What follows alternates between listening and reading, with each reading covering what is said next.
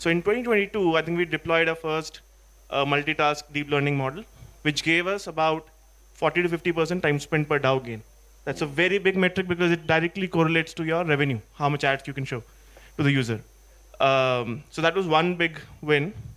However, I think over the last 3 years, we also had another very, very interesting learning that we built a great recommender system, but it just is too expensive for tier 2, tier 3 India's per capita. So that's like almost like gravity, right? You can build great tech, but when you have to make it profitable, you realize it's a different ball game. So last 3 years, we were just focused on making sure the performance doesn't degrade, but we can get costs down. To give you some context, we were spending north of $100 million annually on our cloud bills in 22. Over the years, we've chipped that out, made our algorithms more efficient, and cut that down to 1/3. And that one switch made the entire difference in making unit economics work, the platform. So I think that's been our journey since 2018, building AI. How successful are you in, or is the aspiration also is to get senior product and tech people to be based in India or to develop that talent in India? And secondly, how much has your algorithm improved, say, relative to a TikTok or a ByteDance or a Douyin? Is it superior to that? Is it comparable with that? Sure. So our intent is to build talent in India. And I think when we started building this global team, it was 2020. But now, if I think about the top modeling folks in the team, is it at least half in India, half outside? So we've actually trained people who have been with the company for 7-8 years, are now at par with the global talent. Right. So I think our vision is that we want to have a global team, but we feel that Indian talent can equally be as competent given enough time and experience. Got it. On the second part, I think TikTok and Meta are the ones that set the bar in recommender systems. They have the most amount of R&D budget, talent.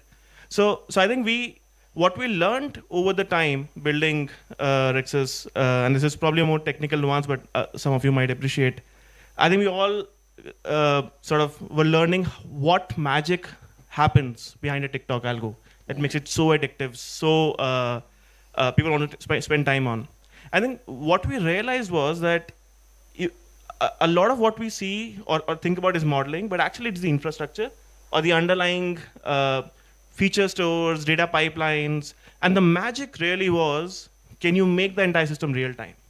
And I'm not talking about feature stores. I mean, feature stores being real time is a decade-old concept.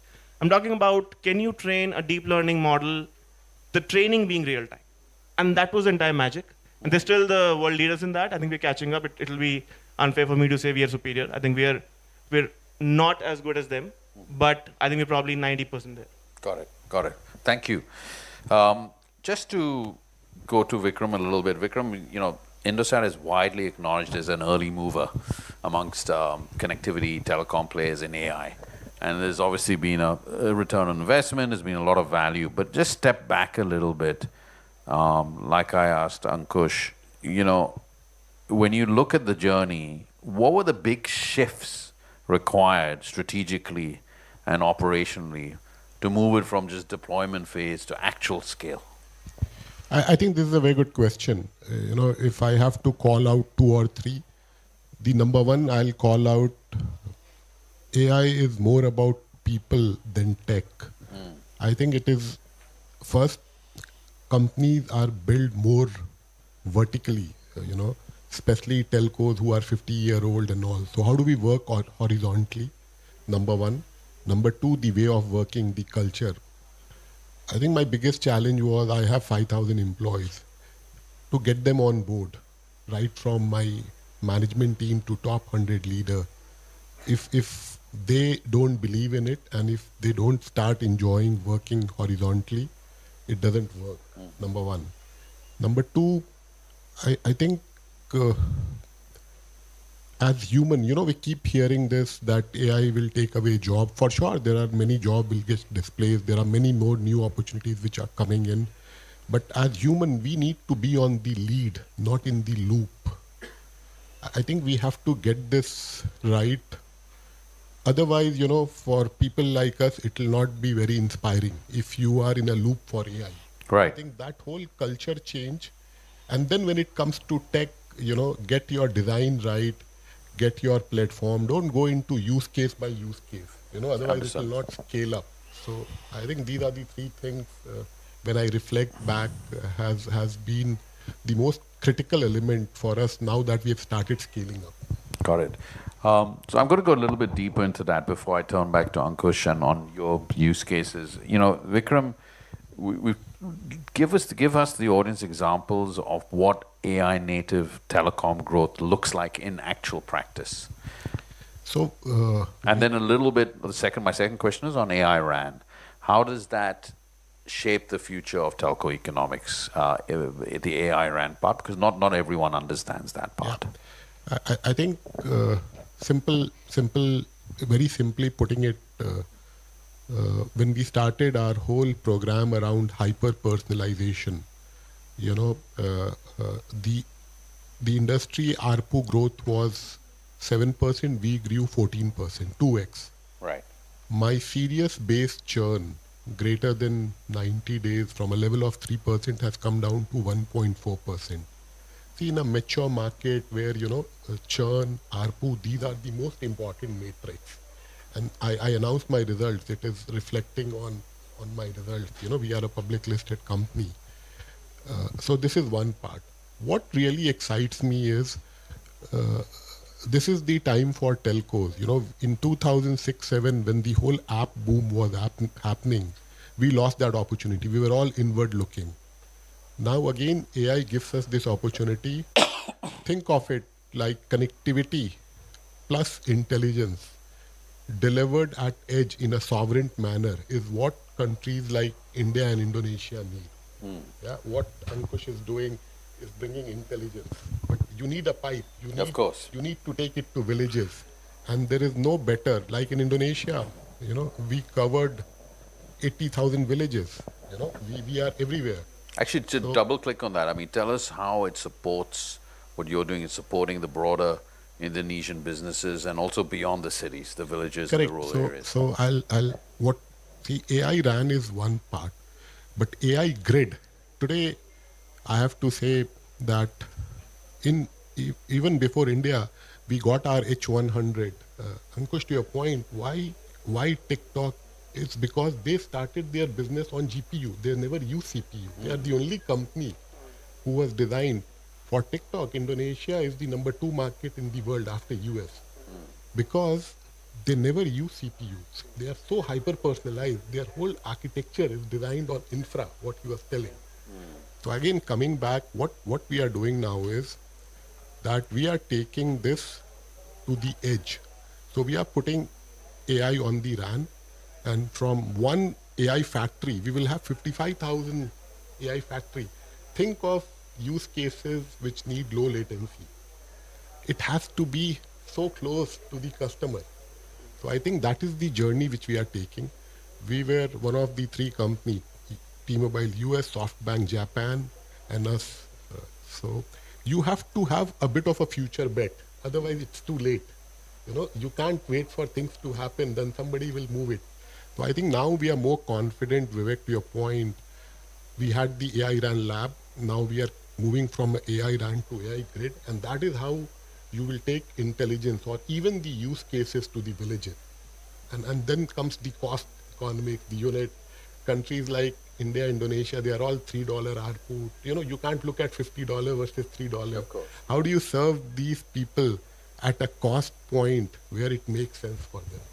Okay, my last question to you before we go to Ankush and come back to you later, Vikram, is what are the lessons for India from Indonesia's AI journey, particularly in terms of building, your own LLM models? You talked about that, your own AI platforms, embedding it into the telco infrastructure, and of course, ensuring it delivers real economic impact. Look, I call myself global citizen, but my heart and mind, I've been born in a small town called Jamshedpur in India. We have grown up. Look at the Indian talent, what they are doing worldwide. And when I was starting my Sahabat 1.5 years back, I was getting a lot of calls from India. Why do you need to do that? These are big boys club. I don't want to name people, but I'm so happy that India has understood. Now India is going all in. And I'm sure India will scale up faster than anyone else. But I think every country needs to have its own linguistic, cultural heritage. You can't allow data to be given to all these big companies. They are just taking the data out, giving you finished product. Think of 10 years from now. Think of 15 years from now. So I think a country like India, who has so much of talent and potential, personally, I'm so happy now we learn from India. See, infra without application is meaningless, and I'm so happy that Ankush is here. We need to democratize intelligence in a very sovereign manner. So I think I feel more confident now. I was getting nervous that am I doing something wrong? Yeah. But I'm so happy. India has taken it up very seriously. We are seeing other countries in the world that it is so important to have your own foundation model. You can't allow the data to go out and finished product to come. I think India has to set example on this, and many more countries will follow. Got it. Well, thank you, Vikram, on that. I guess, Ankush, back to you. Looking at the infrastructure side of the equation and looking how that supports the applications that Moj and ShareChat are engaging in. Just specifically to Vikram's point on LLMs, how important are they going to be for the next billion users in India, and what you're equipped to build, or how you're being equipped better to serve this audience? And I guess what is better infrastructure going to be able to allow you to do with your consumers, particularly with the social media ecosystem you operate in? Yeah, I think Vikram shared some really interesting points on how I think every country now is realizing that they need their own sovereign core pieces of tech. I think we're talking about LLMs. I would put recommender systems as equally competitive, because what happens with LLMs publicly with your model rankings, and it always comes out, right? Recommender systems are similar, except it's between private companies. It does fundamental part of what builds internet, and it's as fundamental as LLMs. Specifically on LLMs, and I think I can probably club it with generative AI in general. I think that's really changing how we are looking at content in social media. So think of it like when smartphones came in, they lowered the bar on who can be a creator. Everybody can just take up a phone, shoot a video, upload it, and the recommender systems, the algorithms on social media would make sure you get the right audience. So we had a huge surge in content. With generative AI now, LLMs for text and multimodal for images and videos, the bar has gone even lower. So you don't even need to be in a great location and have a great presentable face and body. You can generate that through AI and make a very engaging video. Of course, yeah. So therefore the content becomes just 10x. And therefore the role of the algorithm which recommends that content becomes even more important, because now imagine like we get about 1 million new content per day on ShareChat. So and so when you open any of the apps of the last 3 months of 100 million pieces, we find the 10 most relevant for you. Sure. Now if the creation goes 10x, you have now 1 billion, and the problem becomes even harder. That from 1 billion, how do I find the 10 most relevant content? So the role of this recommender system becomes even more important in the world where content is so much abundant. And the fact that we've built one of the best, but more importantly, one of the cheapest. And to Vikram's point, right, like Meta operates at $100 ARPU. They don't care if their recommender system is of $3, $5, $10. We operate at $2-3 ARPU. And we have to make sure that our recommender systems are at $1, so that we make profit and serve the content. So the fact that we've been through that journey, built one of the cheapest recommender systems, allows us a very dominant position in the world we are heading to, where it will be abundant content, thanks to LLMs and Gen AI models. In that world, I think the role of what we've done in the last 5 years becomes even more stronger, and we can offer even better user experience to our customers.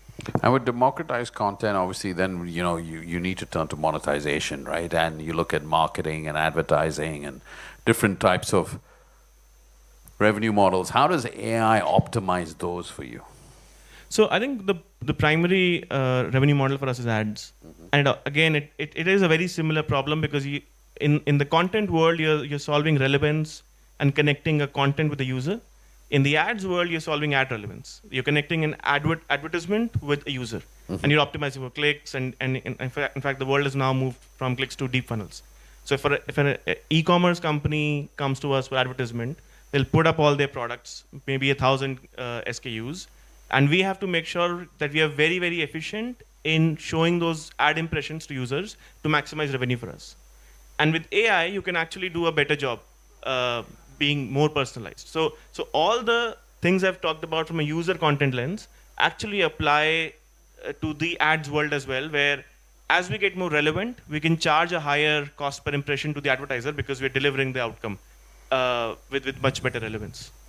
Where do you see AI going from here in your ecosystem? In terms of creating a real consumer advantage or meaningfully next steps of improving the user experience, what do you envisage? And particularly in terms of Gen AI for content creation, there's a lot going on, right? In India with Dance 2.0. We've seen what happened with OpenAI. We've seen what happened with Gemini. Where do you see it going next? Yeah, I mean, we are in a very exciting world. Things are changing much faster. So I think I have been only, whatever, if you call it career, for 10 years. But in my 10 years, this is the fastest pace of things changing around us. And I've already shared, right, like with these language models and video models, creation gets abundant. But I think now we're entering sci-fi territory. And the reason I say that is, so far for social media, it was always a retrieval problem. That you have hundreds of millions of people, they're putting content, you have to find the best and show it to the user. We know what, we can actually understand what users will like, but we are constrained by those 100 million posts we have. We're entering a world where if we already know what you want, why not generate it ourselves? So we're entering a world where it changes from a retrieval problem to a generation problem for social media companies themselves. This is probably 10 years out, but I think that is where we're heading, where we know exactly what you want to see on your screen at that point. We're not reliant on just creators. We can actually create our own content and show it to you. And arguably, over time, that should actually generate more engagement than human creators' content. So you're talking about a level of personalization, basically. Yeah. So that's super exciting. Vikram, telcos are, sometimes people choose to forget that, but millions and billions of users interact with telco and mobile and broadband services every day and every part of the day. How do you take that power, combine with AI and combine where consumers are going next, and combine with a lot of the companies you work with globally? Where do you see that journey, A, for the sector, and B, for your company in Indonesia over the next 5 to 10 years? So again, we have been on the connectivity business for 2 decades. Now time has come to get connectivity plus intelligence, and that is how we need to deliver it at the edge. And this is a real game-changing moment. There are no one better placed than telcos to do that. Number one. Number two, at Indosat, we have got our AI factory. We got the infra. We started with H100. Now we have GB200. We are talking about Vela Rubin deployment at scale. That's also equally important. Without compute at the right cost, you can't do all these creative things. You can't give power. So I think we are there. Now we have our model, which is Sahabat LLM. And without having the right application, which has productivity, meaningful solving customer pain, we will not be able to scale it up. So we are very keen to work with partners like Ankush here. What he has done, see, countries like India, Indonesia is very similar. What works here, whether it is on entertainment, whether it is on health, education, will work in India also, Indonesia also. So I think time has come that how we can collaborate on creating impact at scale. So again, it cannot be confined to only US and China. Sure. It is time now that, we give power in the hands of people, and also we keep focusing on solving real problems, and that is how you create scale. Understood. Well, thank you. Do we have any questions from the audience or on the floor? I think there's a couple of questions behind.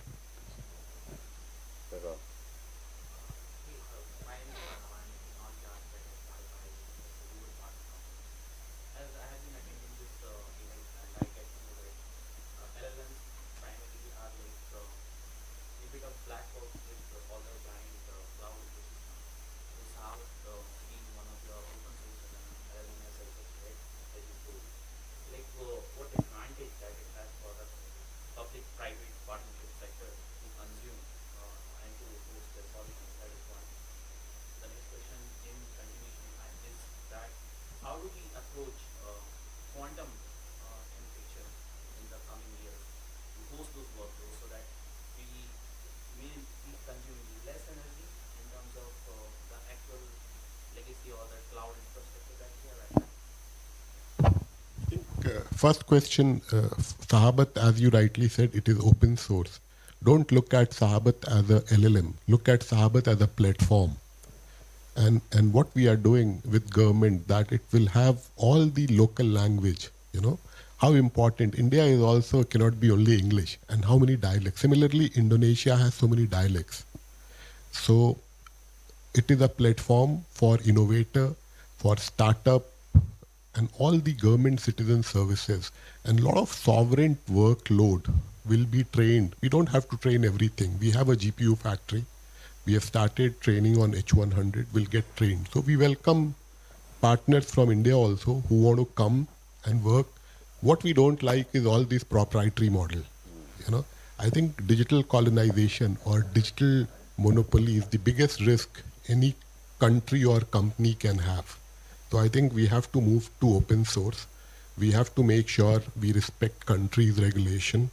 If any company want to do well, they have to work on the guardrails of the country's regulation. This is what I think Quantum Ankur will be better than me to tell you. Yeah, I think we get again getting to sci-fi zone. I think we are.